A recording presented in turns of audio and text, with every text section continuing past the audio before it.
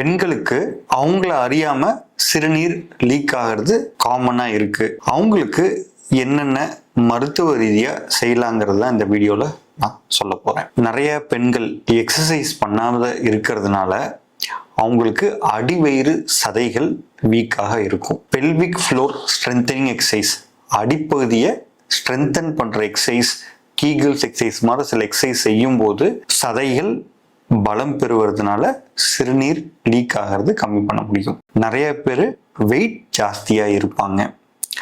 அந்த wait reduction பண்றதுனாலையும் நம்ம சிறுநீர் கசிவது கம்மியாகும். பிளாடர் ட்ரைனிங், அதாவது 2 மணி நேரத்துக்கு ஒரு தடவை யூரின் வருதோ இல்லையோ 2 மணி நேரத்துக்கு ஒரு தடவை யூரின் கழிச்சா மெதுவாக நம்ம சிறுநீர் போய் அதுக்கு தகுந்த மாதிரி ட்ரெயின் ஆகும். அதை தான் பிளாடர் ட்ரைனிங்பாங்க.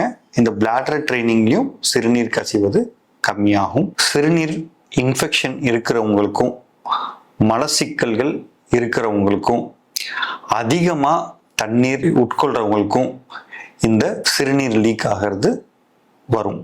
அதை சரி பண்ணதும் சிறுநீர் கசிவை குறையும். இதெல்லாம் செஞ்சும் சரியாகாத சமயத்தில் பீட்டா ஆன்டிகோலினர்ஜிக்ஸ்னு சில மாத்திரைகள் இருக்கு. அந்த மாத்திரைகளை மருத்துவர் ஆலோசனை பிரகாரம் எடுத்துக்கும் போது இந்த சிறுநீர் கசிவை கட்டுப்படுத்தலாம்.